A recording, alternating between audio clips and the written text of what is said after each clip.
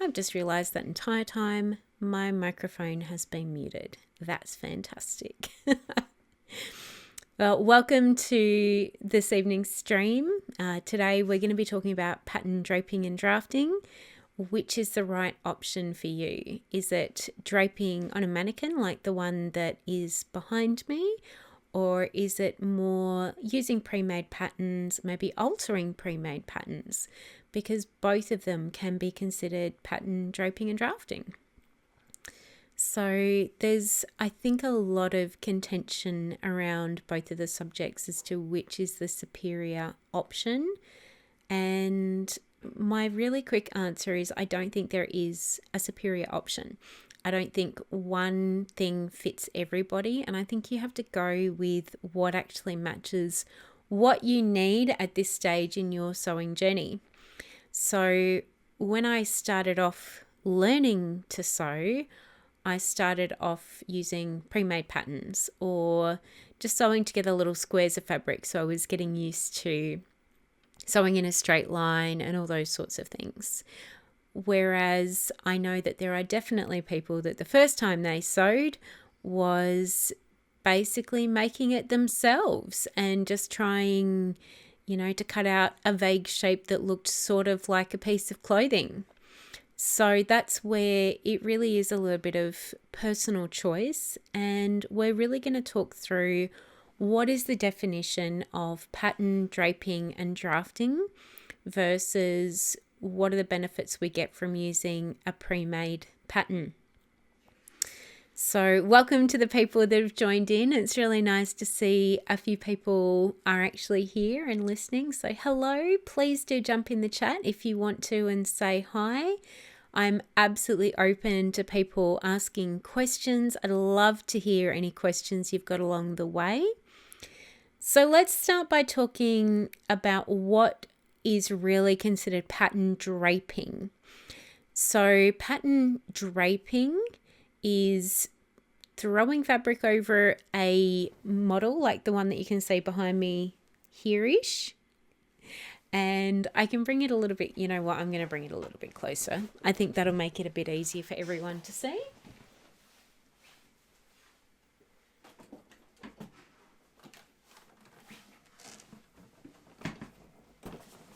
So I'm just going to drop her down a little bit.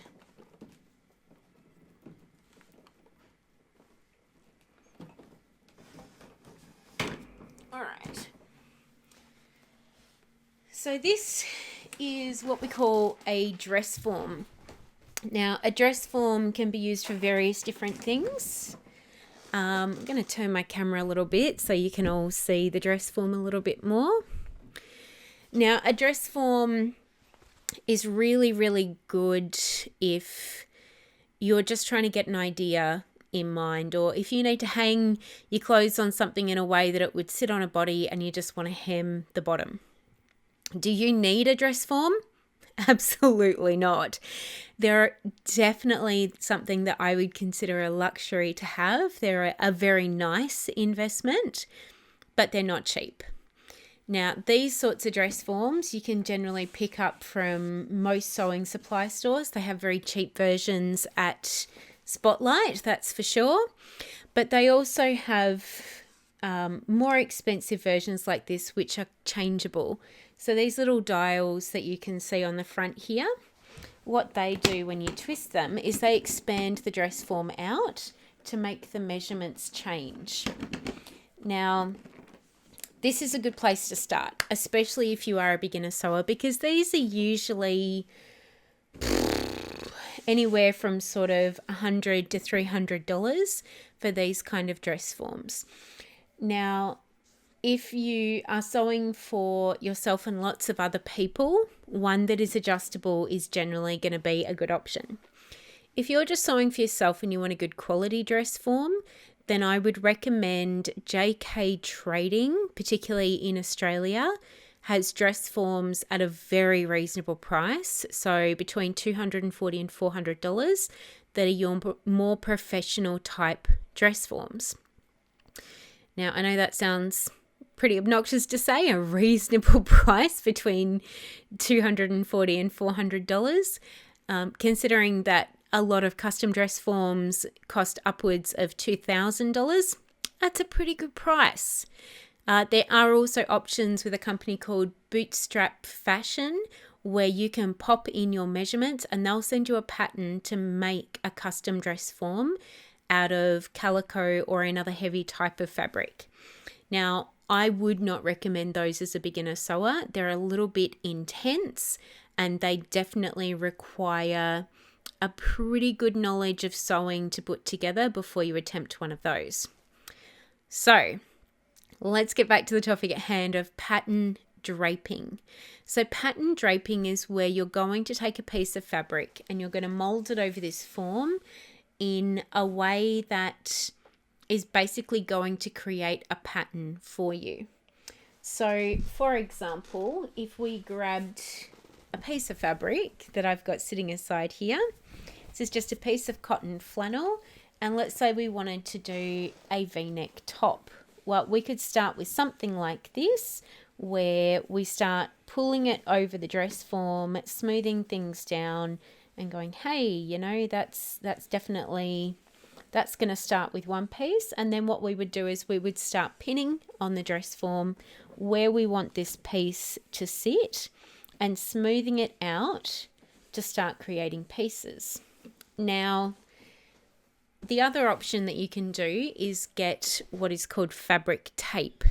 And then you pop your fabric tape over your dress form and start tracing out the lines of where you want your pattern. You're basically drawing on the dress form with, it feels like a really light tack painter's tape. Again, available from JK Trading for about $5 for a pack of 5. I have some of those in the other room. I'm going to quickly just go grab them so that you can see what they look like.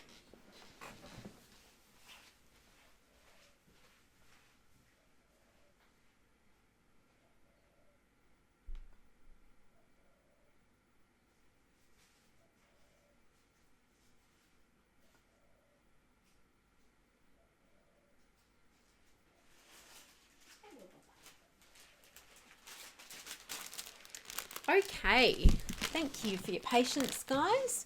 So this is what we would consider dress form tape.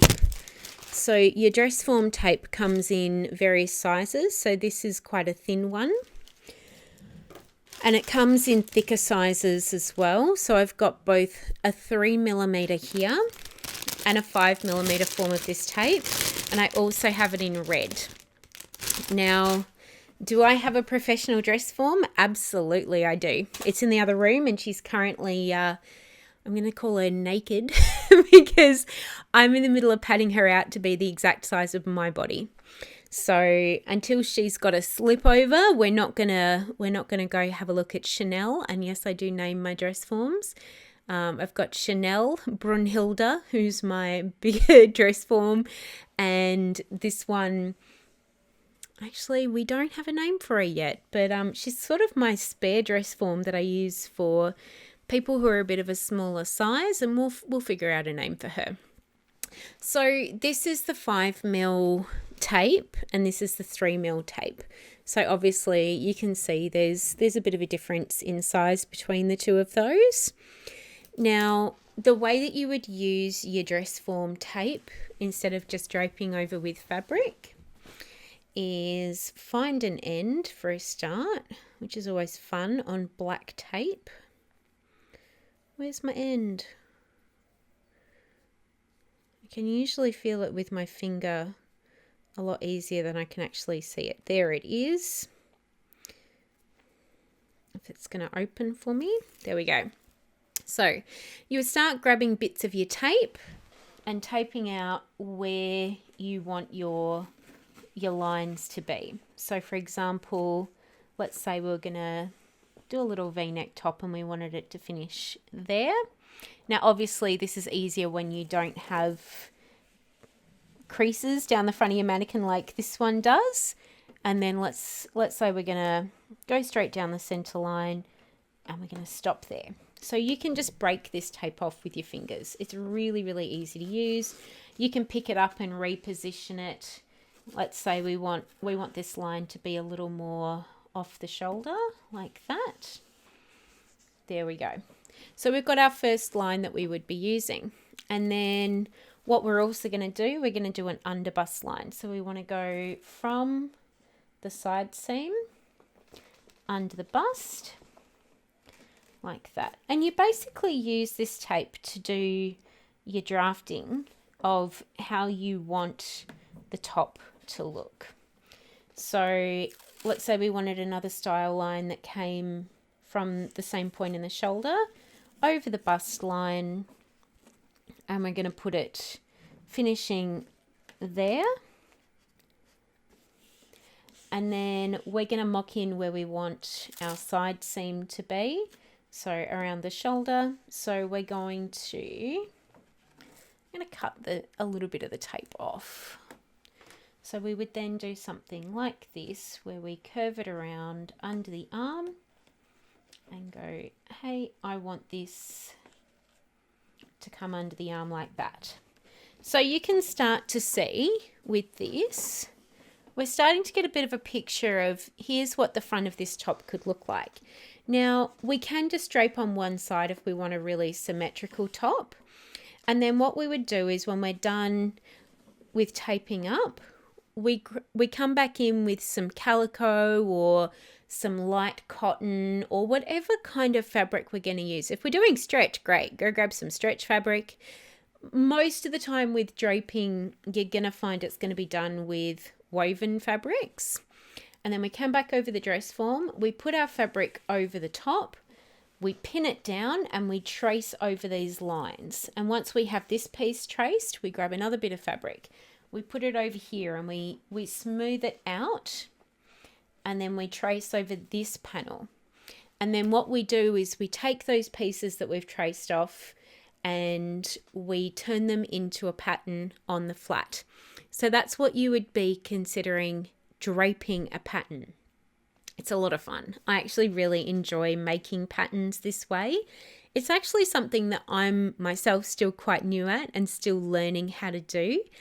I have a lot more experience with altering other people's patterns, and I think this is a really good way to sort of really look at the fact that I've been sewing now for over 20 years, and in fact closer to 30 years at this point, and I'm still learning all the time. So I definitely have a lot of strengths in altering pre-made patterns, which is what I've predominantly used most of my life. So I don't think to be considered a good sewer, you need to know how to make your own patterns. It's an amazing extra skill to have, but it is optional, 100%. Now, another option, if we don't own a dummy and we want to make our own patterns, but we don't want to drape over a form like that, what you can do is make yourself basic blocks. There are a couple of different ways to make basic blocks. There's a really fantastic resource from Helen Joseph Armstrong. She has a really fabulous book that she put out a long time ago, which is generally still considered the fashion student Bible, where it actually goes through instructions and shows you by taking various measurements of your body how to make a basic torso block and even a skirt block pattern.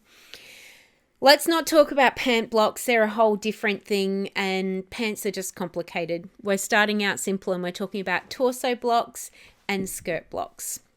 So drafting on the flat on a piece of paper to make your own basic block is not a beginner friendly exercise. It's absolutely doable. If you are someone who is very good at following instructions, it's a lot of fun to give it a go. You don't need the professional pattern making paper. So there is a professional pattern making paper which is called Dot and Cross. And you can buy it from various different sewing supply places. I actually recommend at this time of year is actually a very good time to look, around sort of end of October, November, December. A lot of fashion students start putting it up on Facebook Marketplace because they either have decided they're not continuing, they want to sell off their supplies. For whatever reason, this time of year seems to be a really good time to look on Marketplace for those more advanced supplies. And if you can't find it on Marketplace, I will link some details. When I post this up on YouTube, I'll link some details as to where you can find a lot of these resources, including JK Trading. Now, where it comes to doing a basic block on the flat, what you're going to find is once you trace that pattern out, you are then going to need to make yourself a basically toile or a tester of that basic block to check how it fits you. There is only so much accuracy you can get out of measuring yourself and following a bunch of mathematically designed instructions. Another, what I consider much easier way to create your first basic block is to find a pattern which is a high neck woven bodice and something that is fairly fitted either with a princess seam or with a, my brain just went, dart. Thank you, dart. So we're looking for a bodice pattern which has a princess seam or a dart, which is quite fitted to the body and finishes at the waist. Finding one that is as close to your size as possible, making it out of some calico or cotton poplin, and then using some pins to fit it to yourself until you get it to a point where it fits the way that you want to. And then going back and adjusting back and forth until the pattern is fitting your body really, really well. I think a really good resource is looking at charm patterns for this, because Gertie puts out patterns with different cup sizes. Cashmerette is also a very good one because they also put out patterns with different cup sizes. But I will link a few options for really good places to find patterns that are a good base for making a basic block. So now that we've got our basic block, what the hell do we do with it? Well, the good news is what we can do with it is then from there, change things around. We can, we've got our basic block. Do you know what? I'm going to find a picture of a basic block and what it looks like so I can give you a bit of a visual.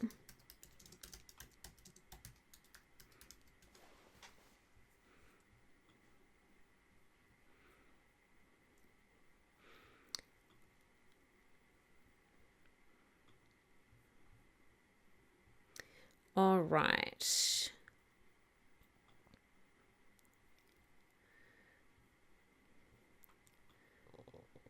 Here is a good one to have a look at.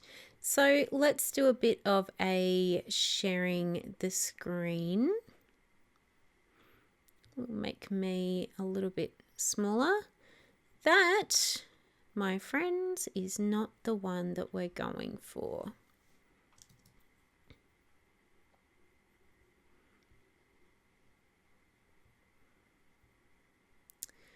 All right, let's screen capture Google Chrome. There we go. That's what we're looking for. All right, so when we're looking at a basic block, this is really what we're looking at. Okay, now let's see if we can go. All right. So I'm going to zoom in a little bit on, you know what, that's a super annoying one. Let's go back to this one. Okay, so now that we've got our basic block, what can we actually do with it? Well, we can see here that this one's been designed with a dart at the top and a dart at the bottom. we can move around the placement of those darts. We can change our neckline. We can change our armhole. We can even make it strapless if we want to. This basically allows us to have something that we know. Once we've fitted this basic block to our body, we know that this basic block fits us. So all we need to do is make adjustments to the pattern based on the outcome that we want out of it. Are these more advanced sewing techniques? Yeah, absolutely they are. This is probably something I would recommend that you do once you are quite familiar with how to actually make just a standard store-bought pattern and how to adjust that store-bought pattern to fit your body a little bit better. But this is why we're talking about today. What are the differences really between pattern draping and drafting and using a pre-made pattern? So really, pattern draping and drafting, I would say, is something that is great once you're more comfortable with how garments go together. That being said, if you're an advanced sewer, this is not a skill you have to have. It is an optional skill.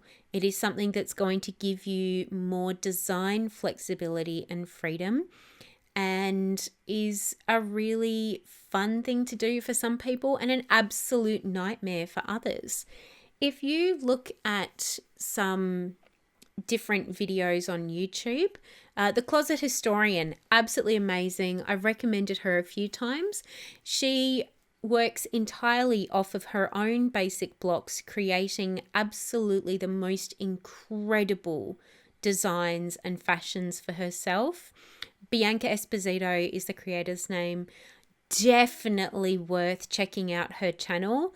I love her to pieces. I happen to be one of her Patreons, and I follow along with her because I learn so much from watching her videos. So if what you're wanting to do is be a sewer on a budget and not have to spend hundreds of dollars buying loads and loads of patterns, this is an amazing way to save yourself some money. Learn about basic blocks, learn about pattern manipulation, learn how to take a visual and turn it into something else. If this is just something that is not your strength, you're not interested in learning this skill, then store-bought patterns are going to be the answer for you. Okay, so your store-bought patterns, we have so many amazing resources available to us these days where store-bought patterns are just so well designed. You can basically make an entire wardrobe out of only using store-bought patterns. So there are some really amazing resources out there in terms of finding things that actually fit your body. And I think one of the really great benefits of store-bought patterns, we're going to open up another window, we're going to go back to screen sharing, and we're going to go to one of my favorite things. We're going to go to thread loop. I think thread loop is an absolutely amazing resource for modern sewers. So, look at me throwing myself off the screen. One of the really good things you can do with thread loop, and what we can say from my thread loop, I have so many patterns. Yeah, these are pretty much all store-bought patterns, and all because I haven't spent a lot of time actually going through and learning to make my own patterns. I'm very, very, very good at altering all of these patterns to make them fit me. But let's say you're just starting out wanting to look for a particular type of pattern. What's really great? What we're going to do, we're going to look for a dress, and we're going to go in here and we're going to say, I'm looking for a dress. What kind of dress do I want? Oh, actually, I've been really looking to find a wrap dress. Great. Look how many different options we can now look at to narrow down to the correct wrap dress for us. Now, we can then go down with thread loop and go, oh, look, I really just want adult patterns. I'm not interested in kids patterns. Great. We've now narrowed it down to 619.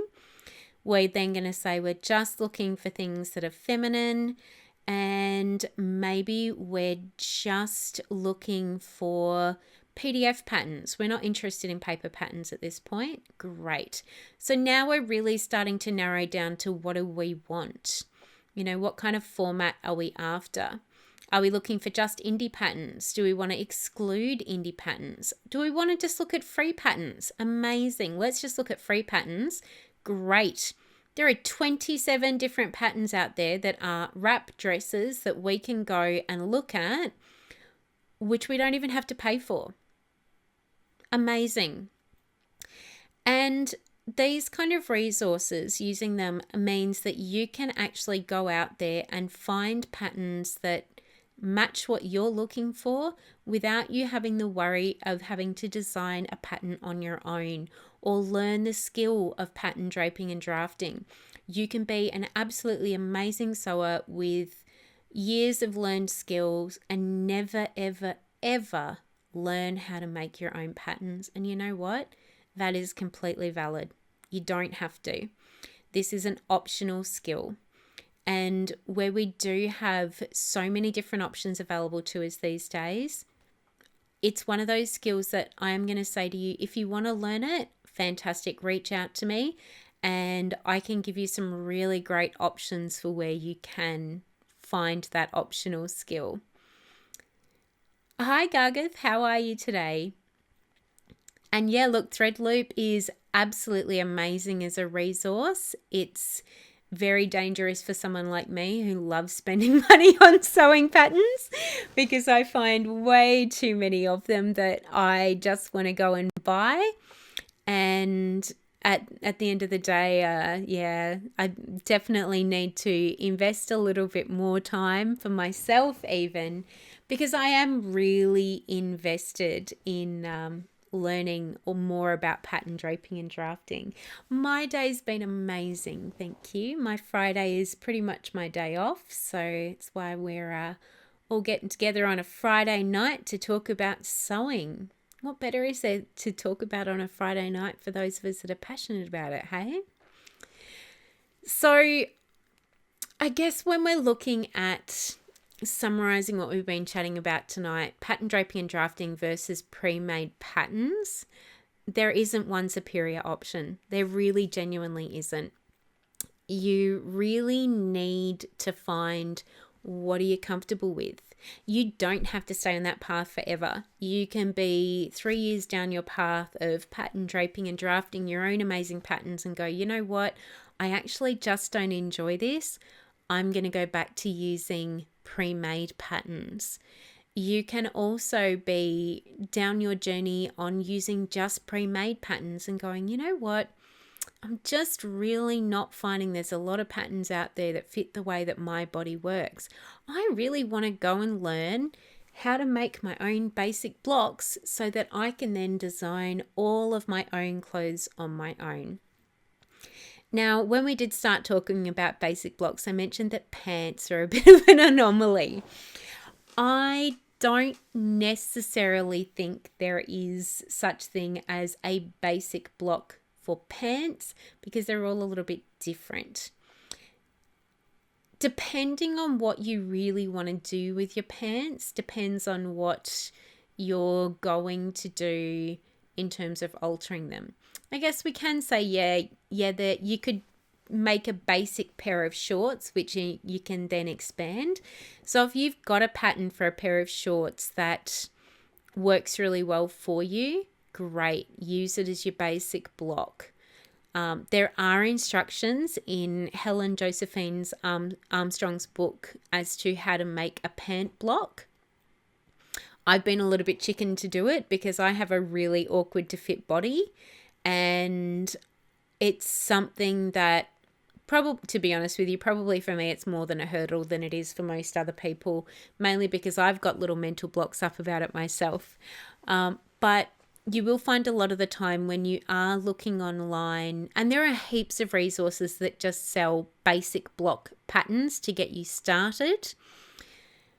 Those resources quite often will have a torso pattern and a skirt pattern, and it's a little bit harder to find basic blocks for pants.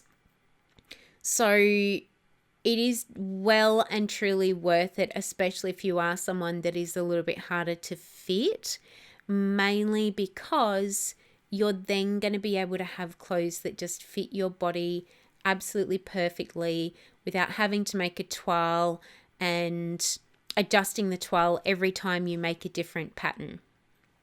One thing that does come with experience of using pre-made patterns is if you find a company where their patterns happen to fit your body pretty closely and you know how their patterns are put together, it's another really great way then of sort of using their patterns as your own little basic blocks so that you can then make adjustments to the patterns that you have from that company, knowing the very minimal adjustments you have to make before you even make your patterns, which can save a lot of time and a lot of extra fabric use in making toiles.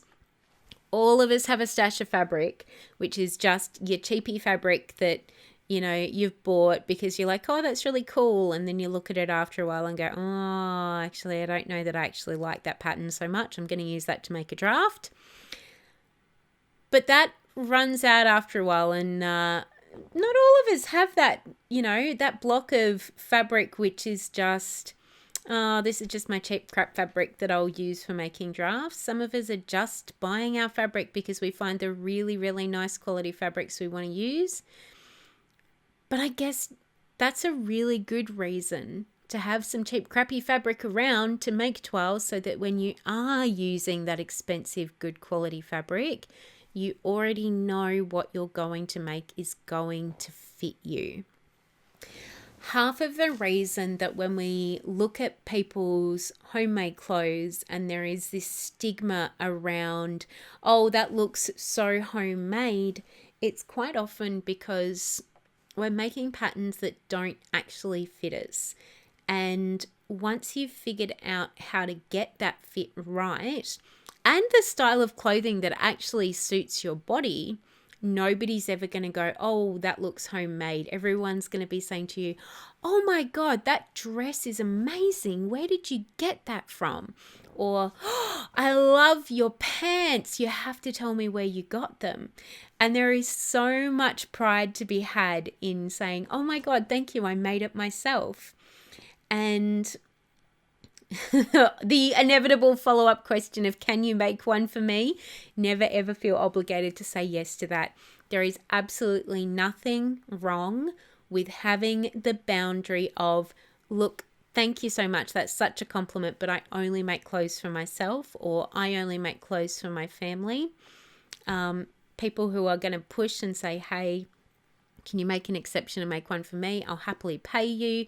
That's great. Start telling them that your rate is $50 an hour. The dress that you're wearing took about 10 hours to make, so it's going to start at $500, and then they also have to chip in for the fabric as well. People will start backing off in their expectation of you having to make things for them. So at the end of the day, though, I think that's definitely one of the boundaries as sewers that we quite often do come across. Do not be afraid to say to people, no, look, sorry, thank you so much for the compliment, but I just don't sew for other people. I only sew for myself. So, do we have any burning questions about pre-made patterns or fabric draping and drafting, or things that you've tried yourself that you're not really quite sure what went wrong, or you just want to know, oh my goodness, where can I get something like this? Because I'm more than happy to go through and help you find some resources. And while we're waiting for some questions, what I am going to do is go back to Thread Loop, and we're going to clear off all of our filters, and we're going to do a search for basic block. There we go. Check it out. Even on Thread Loop, you've got access to basic block patterns. So this is, if you don't already have an account on Thread Loop, it is completely free to create your account on Thread Loop. Even if you have a paid subscription, it's $5 a month, and then you can store all of your digital patterns on there $5 a month. Actually, I think it's $7.50 Australian because it's €5 a month. Even that, to store all of your patterns digitally online, where you've got access to all these resources, and you can see there, it's not just storing your patterns, there's also being able to have a project management system. I use this all of the time, and you can see some of the projects that I've put in here for myself. So for example, this is a pair of palazzo pants that I made for myself.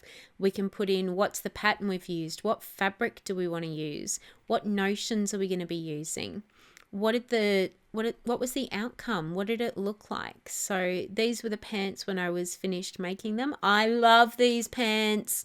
I wear them all the time. And obviously when we go back and look at the workspace, you can see that I've linked it to a few different things, and we'll notice there's fabric notions and patterns up here. Great. This is not all of my fabric stash, but this is some of it. I'm still in the process of finishing off inputting my entire fabric stash into here. It's going to take me a while because I'm sure you can see behind me, that's a wall of fabric. There's a wardrobe over there, which also has more fabric. There's another room behind this wall, which also has more fabric. And I have a bunch of rolls in our spare guest room as well. So my fabric stash, some people would call quite shameful, and I call resource ready. And I think using our craft supplies and collecting them are two totally different hobbies, right? I'm a very good collector, that's for sure. So we can use thread loop to go through and put all of our fabric in, pop all of our notions in there so we know what notions and things we have as well. We can put our patterns in there. We can put our measurements in there and say who we're measuring for. Now you can see I've got various different people in here that I've got the measurements for. This even has statistics in there. So what we can see is that of my fabrics, a vast majority of them are cotton. I've got a bunch of polyester, a bit of rayon and viscose, some spandex, some polyamide and nylon, and even silks are quite a big section. Silks and wools are quite a big section in my stash because I like to use a lot of natural fibers, and I think there's a few bits and pieces in there that are not quite natural fibers. And we can very much see the color spectrum of fabrics that I own as well, which is actually quite diverse. I mean, obviously we've got lots of multicolor. There's a hell of a lot of white, creams and blacks, but I very much lean towards the blue and green tones with my fabric. Light to mid-weight fabrics, some heavy fabrics. I love this resource. It tells us so much about what we're doing with our sewing, how to make it work. There are so many lists on here as well that, you know, I love thread loop. Genuinely, if you are not on thread loop yet, get on there. It's such a good resource for us all to be using. So if we don't have any questions about anything there, what I'm going to say is thank you so much for joining me tonight. If you do have any questions that pop up, you can find me on YouTube under Jenny Flores Designs. I'm on Twitch, obviously, under Jenny Flores Designs. I've got an Instagram account, a Facebook account.